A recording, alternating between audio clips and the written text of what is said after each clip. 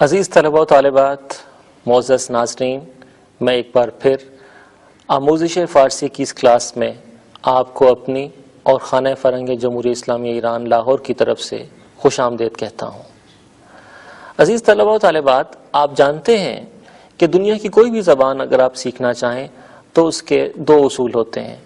ایک تو وہ ادبی زبان ہے جو لکھی جاتی ہے، اور دوسری زبان وہ ہے جو گلی کوچوں میں اور آپس میں بولی جاتی ہے۔ اور ہمیشہ کا دستور رہا ہے، دنیا کی ہر زبان کے ساتھ کچھ ایسا ہی ہے کہ لکھی جانے والی زبان بولی جانے والی زبان سے کسی حد تک لب و لہجے اور تلفظ کے اعتبار سے مختلف ہوتی ہے۔ یعنی وہ فارسی جو ہم لکھتے ہیں، جب اس کی ادائیگی کا وقت آتا ہے تو اہل ایران ہمارا منہ دیکھتے رہ جاتے ہیں اور ہم ٹھیک طرح سے اپنا مفہوم ان تک نہیں پہنچا پاتے۔ آج کی کلاس میں ہم کوشش کریں گے کہ بعض ایسے الفاظ، ایسے کلمات جو آپ پہلے سے سیکھ چکے ہیں، ان کا وہ تلفظ آپ کو سکھایا جائے جو گلی کوچوں یا عام گفتگو میں استعمال ہوتا ہے۔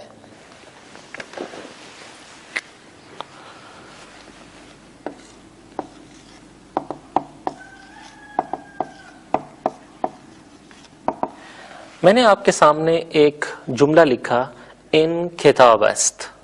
یہ کتاب ہے۔ آپ کے لیے جملہ بے حد آسان ہے، آپ جانتے ہیں کہ اس کا مطلب ہے یہ کتاب ہے۔ یہاں عرض کرنا چاہوں گا کہ بول چال کی فارسی میں لفظ است تقریباً اے کا مفہوم دیتا ہے۔ اگر آپ کسی کے ساتھ فارسی بولیں گے اور کوئی ایرانی آپ کے ساتھ گفتگو کرے گا تو وہ اس جملے کو کچھ یوں ادا کرے گا، ان کتاب، اور مطلب وہی رہے گا کہ یہ کتاب ہے۔ اسی طرح جب آپ کہتے ہیں ان چیست،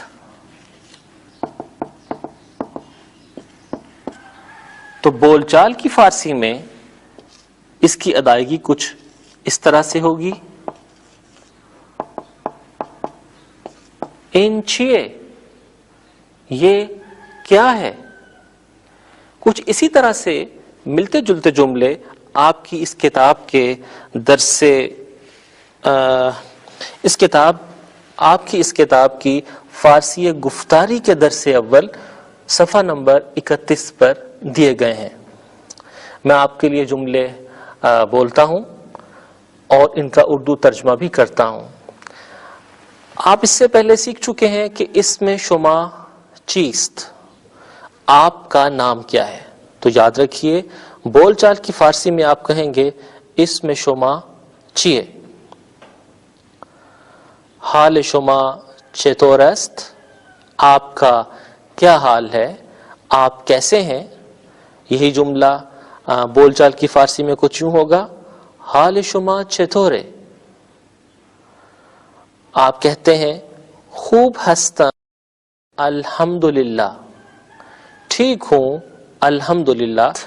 اس وقت آپ کی کتاب کا صفحہ نمبر 31 میرے سامنے ہے، اور یہاں پر 3 طرح کے جملے لکھے گئے ہیں۔ ایک ایسا جملہ جو فارسی تحریری ہے، یعنی لکھنے والا جملہ، اس کا اردو ترجمہ، اور اس کے ساتھ ساتھ اسی فارسی جملے کی بول چال یا ادائیگی یا تلفظ۔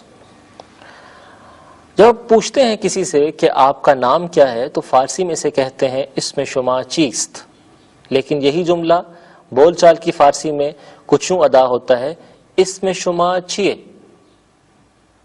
جب آپ کہتے ہیں کہ آپ کا حال کیا ہے تو فارسی میں یہ جملہ کچھ یوں ادا ہوتا ہے، حال شما چطور است، اور بول چال کی فارسی میں حال شما چطوره۔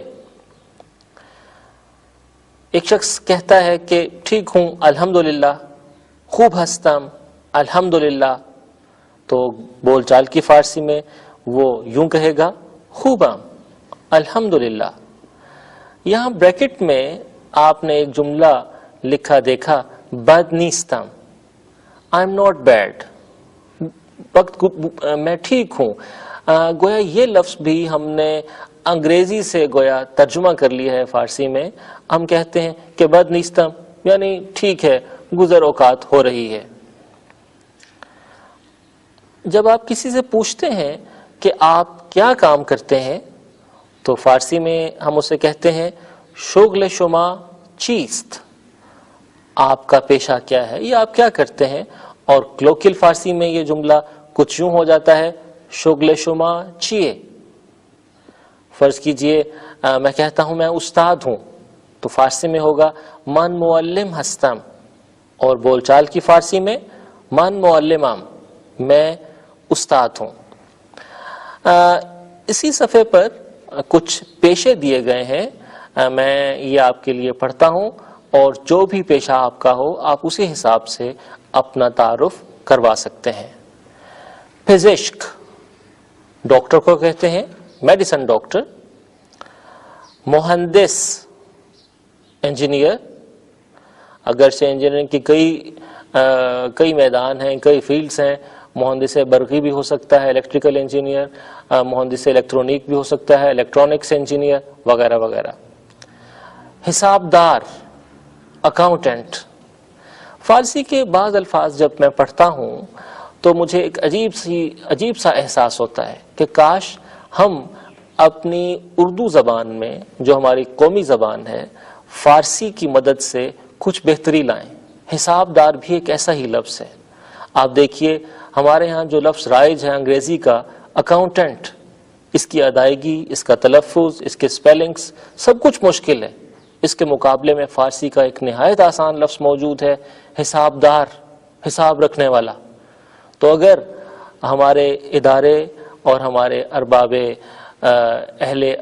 ارباب ادب اس طرف توجہ دیں اور ایسے دلکش، ایسے خوبصورت اور سادہ الفاظ رائج کرنے کی کوشش کریں تو خود ہماری اردو میں کئی گنا خوبصورتی بڑھ سکتی ہے.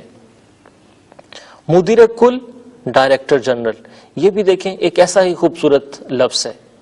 مدیر کسی بھی ڈائریکٹر کو کہا جا سکتا ہے، کسی بھی ادارے کے سربراہ کو کہا جا سکتا ہے، اور مدیر کل یعنی ڈائریکٹر جنرل. نقاش مصور ہے. نویسندے مصنف یا ادیب. میں ایک بتاتا چلوں کہ اگر آپ کو یہ لفظ نویسندے یاد نہ رہے تو مصنف یا ادیب یہ بھی فارسی میں استعمال ہوتے ہیں، اگرچہ یہ عربی زبان کے الفاظ ہیں لیکن فارسی میں استعمال ہوتے ہیں. رانندے ڈرائیور. دانش آموز یا دانشجو شاگرد.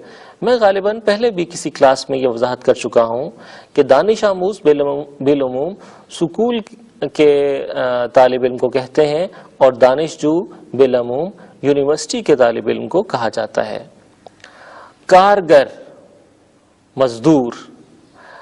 یہ بھی عرض کرتا چلوں کہ لفظ مزدور فارسی میں کوئی پازیٹیو یا مثبت مفہوم نہیں رکھتا.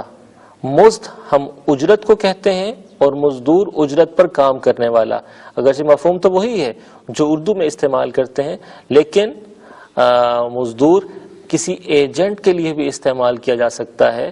جیسے ہم کہہ سکتے ہیں کہ وہ کسی کا مزدور ہے، کسی سے کام لے کر اس کے ایجنٹ کے طور پر کام کرتا ہے. جبکہ ہمارے ہاں جو لفظ مزدور استعمال ہوتا ہے اس کے لیے فارسی میں کارگر کا لفظ رائج ہے. صحافی کے لیے خبر نگار، اور فوٹوگرافر کے لیے عکاس، اور لائبریرین کے لیے کتابدار. جیسے میں نے پہلے عرض کیا کہ اکاؤنٹنٹ ایک بہت ہی مشکل لفظ ہے اور اس کے مقابلے میں حسابدار نہایت آسان. اسی طرح سے ذرا سا غور کیجئے، لائبریرین ایک مشکل لفظ ہے. اگر ہم تھوڑی سی توجہ دیں، تھوڑی سی کوشش کریں تو بڑی آسانی سے لائبریرین کی جگہ کتابدار کی خوبصورت اصطلاح رائج ہو سکتی ہے. عزیز طلباء و طالبات، آپ کی کتاب کے صفحہ نمبر 32 پر نماز کے عنوان سے کچھ اشعار دیے گئے ہیں. یہ اشعار محمد جواد محبت کے ہیں. آئیے مل کر یہ اشعار پڑھتے ہیں اور میں ان اشعار کا ترجمہ بھی آپ کے لیے پڑھتا ہوں. سحر طے شد، صبح ہو گئی، مؤذن بانگ برداشت. اذان دینے والے نے، مؤذن نے آواز لگائی، اذان دی. زجا برخیز ہنگام نماز است. زجا برخیز، اپنی جگہ سے اٹھ کھڑا ہو. ہنگام نماز است، نماز کا وقت ہے۔ زہر گلدستئی آواز برخاست، ہر گلدستے سے آواز آئی، آواز اٹھی۔ بتاتا چلوں میں آپ کو کہ گلدستہ ہمارے ہاں پھولوں کے بکے کو کہتے ہیں، چند پھولوں کو جمع کر لیں تو اسے گلدستہ کہتے ہیں، لیکن فارسی میں یہ لفظ گلدستہ مسجد کے مینار کے لیے استعمال ہوتا ہے۔ مسجد کا وہ مینار جس میں ہمارے ہاں بالعموم لاؤڈ سپیکرز لگے ہوتے ہیں، جہاں سے آواز آتی ہے اذان کی، فارسی میں اسے گلدستے کہتے ہیں۔ زہر گلدستئی، مسجد کے ہر مینار سے آواز برخاست، آواز اٹھی، آواز بلند ہوئی۔ در رحمت بے روی خلق باز است، در رحمت، رحمت کا دروازہ، بے روی خلق، مخلوق پر، لوگوں پر، باز است، کھلا ہے۔ اگر خواہی نشاط صبح دم را، اگر خواہی، اگر تم چاہتے ہو، نشاط صبح دم را، صبح کے وقت کی خوشی کو۔ نشاط وہی لفظ ہے جو اردو میں استعمال ہوتا ہے انبساط کے لیے، مسرت کے لیے، خوشی کے لیے۔ صبح دم یعنی صبح کا وقت۔ تو پورے مصرے کا ترجمہ کچھ یوں ہوگا، اگر تم صبح کے وقت کی خوشی چاہتے ہو، بے آداب مسلمانی وضو کن، تو مسلمانوں کے آداب کے مطابق وضو کرو۔ بے آداب مسلمانی، مسلمانوں کے آداب کی روح سے، وضو کن یعنی وضو کرو۔ ضیاب پاک جان را روشنی دے، ضیاب پاک، پاک پانی سے، پاکیزہ پانی سے، صاف ستھرے پانی سے، جان را، روح کو روشنی دے، روشنی بخشو، روشنی عطا کرو۔ بسوئے قبلے با اخلاص رو کن، بسوئے قبلے یعنی قبلے کی طرف، با اخلاص نہایت خلوص کے ساتھ، نہایت صمیمیت کے ساتھ، نہایت محبت کے ساتھ، رو کن اپنا منہ کرو، اپنا چہرہ کرو، یعنی قبلہ رخ ہو جاؤ۔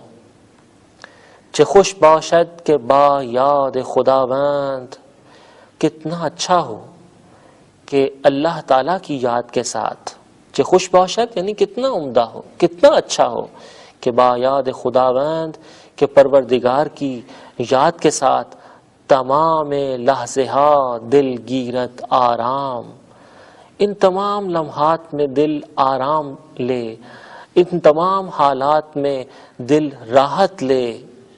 چه خوش باشد نماز پنجگانے، کتنی عمدہ ہوتی ہے یہ 5 وقت کی نماز، بے صبح و ظہر، عصر و مغرب و شام۔ یہ صبح کی نماز یعنی نماز فجر، یہ ظہر کی نماز، یہ عصر کی نماز، یہ مغرب کی نماز، یہ شام یعنی عشاء کی نماز۔ محمد جواد محبت کی اس خوبصورت نظم کے بعد میں آپ سے اجازت چاہتا ہوں، اس امید کے ساتھ کہ آپ ان اشعار کو زبانی یاد کریں گے اور ایک دوسرے کو سنائیں گے۔ آپ سے اجازت چاہتا ہوں، اگلی کلاس میں ایک بار پھر ملیں گے انشاءاللہ، تب تک کے لیے خدا حافظ۔